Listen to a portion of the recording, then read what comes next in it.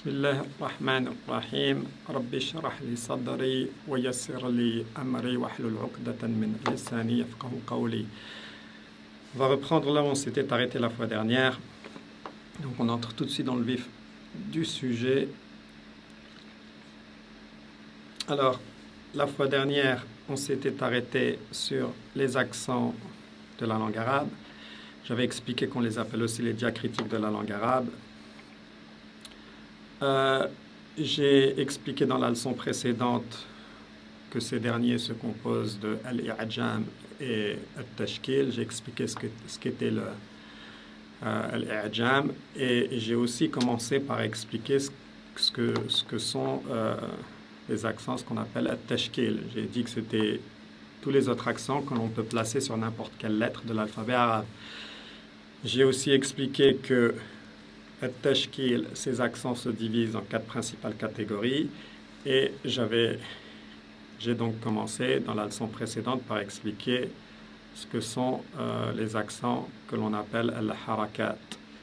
Aujourd'hui, on va s'intéresser à la deuxième catégorie, c'est-à-dire l'accent que l'on appelle as-sukun. Ok? Alors, qu'est-ce que c'est as-sukun? As-sukun, dans la langue arabe, c'est un signe diacritique qui indique qu'une lettre est dépourvue des sons A, I, OU, c'est-à-dire des sons voyelles. Ce signe est donc utilisé pour montrer que la lettre n'est ni suivie d'un son de voyelle A, I ou OU, mais qu'elle est plutôt morte, silencieuse ou non vocalisée. L'accent sukun est représenté par un petit cercle au-dessus de la lettre. Alors, qu'est-ce que ça veut dire tout ça? C'est pas très compliqué. Si par exemple j'écris ici, si je mets la lettre ici par exemple, ba, et si à la lettre ba j'ajoute la lettre ta, si je mets l'accent fatha et je mets l'accent sukun sur la lettre ta, je lis ça, ceci se lit ba et ça se lit. Vous ne pouvez pas, si vous voulez, rajouter le son A, I ou OU sur cette lettre-là. Donc vous commencez à la prononcer et vous vous arrêtez en fait. C'est comme si ici, par exemple, si je veux lire ces deux lettres, ça me donne bat, bat, bat. Donc je commence par lire la première lettre, ba, et je rajoute t, t, t, bat, bat. Mais j'ai pas dit bata, j'ai pas dit batou, j'ai pas dit bati. J'ai dit bat, bat. Donc, c'est pas très compliqué à comprendre. Donc, ici, vous avez toutes les lettres de l'alphabet, en commençant par la première, alif, ba, ta, tha, jim, ha, jusqu'au dernier, waw, ha et ya. Et vous pouvez vous apercevoir que sur toutes les lettres, ici, il y a l'accent sukun. Sur toutes les deuxièmes lettres, il y a l'accent sukun. Alors, comment vous prononcez ces deux lettres? Ici, c'est un peu plus compliqué pour et je vais y revenir dans quelques instants, pour la première lettre de l'alphabet qui est alif. En fait, la lettre alif n'est pas une lettre à proprement parler, c'est ce qu'on appelle une lettre de prolongation. Pour qu'elle devienne une lettre, la lettre alif, elle a besoin de la lettre hamza.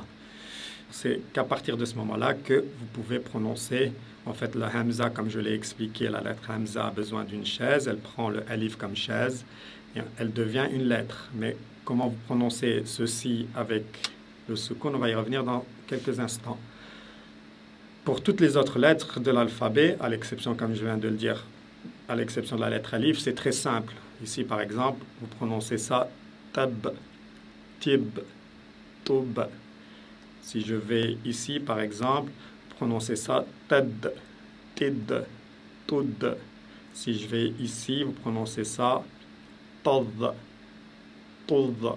Si je vais ici, par exemple, prononcer ça tif, touf. Ici, taqa, tuqa. Ici, taw, tiou.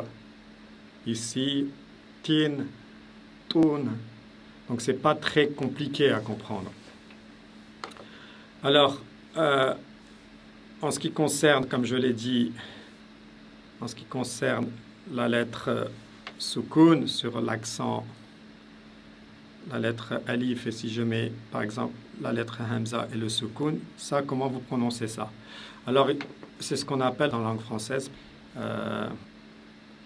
c'est ce qu'on appelle dans la langue française, je l'ai précisé ici, j'ai écrit en français le son de l'accent soukoun sur la lettre hamza, ici sur la lettre hamza, eh bien, est appelé le coup de glotte. Alors, qu'est-ce que c'est le coup de glotte? Il s'agit d'une consonne occlusive produite par un blocage complet du flux d'air au niveau de la glotte. Qu'est-ce que la glotte? La glotte, c'est l'espace qui est situé entre les cordes vocales dans le larynx. Elle joue un rôle crucial dans la production de la parole, car elle permet de contrôler le flux d'air expiré des poumons, ce qui est essentiel pour la phonation, c'est-à-dire pour prononcer des lettres.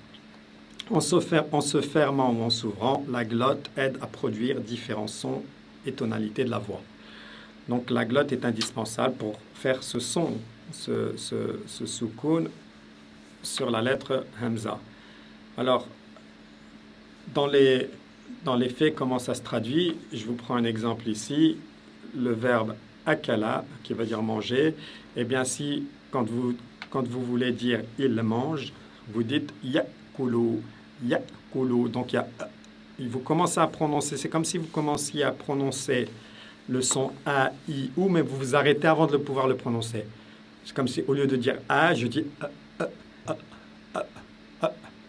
Ça se passe vraiment c'est un coup de glotte, ce qu'on appelle le coup de la glotte. Donc ici, au lieu de dire, vous ne pouvez pas dire yakulu, vous dites yakulu, yakulu. Vous ne dites pas yakulu, vous dites pas vous ne dites pas yakulu, vous dites yakulu.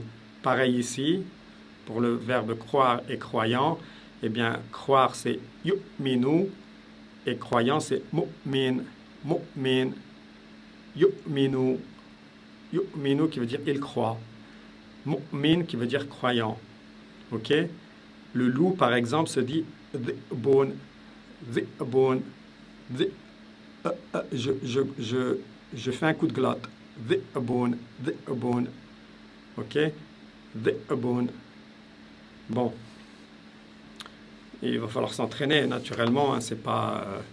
Mais bon, ça, c'est pas super compliqué. Donc là, ici, par exemple, pour revenir à cette photo, eh bien, vous prononcez ceci comme ta, t, pou, c'est comme si vous mettiez un petit e à la fin ou un petit.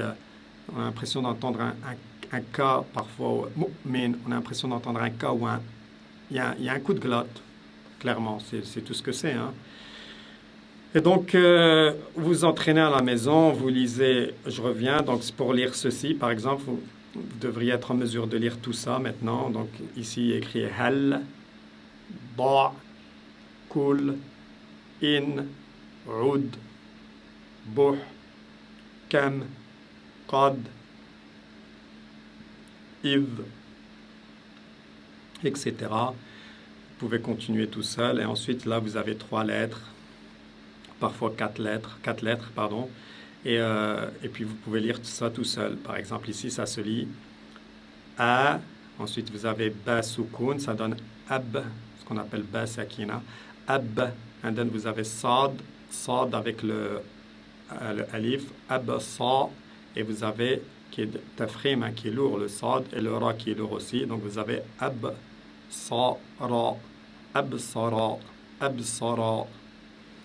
Donc voilà, et vous continuez comme ça, vous devriez être en mesure avec cette leçon maintenant de pouvoir lire la lettre soukoun sur n'importe quelle, l'accent soukoun, pardon, sur n'importe quelle lettre de l'alphabet arabe.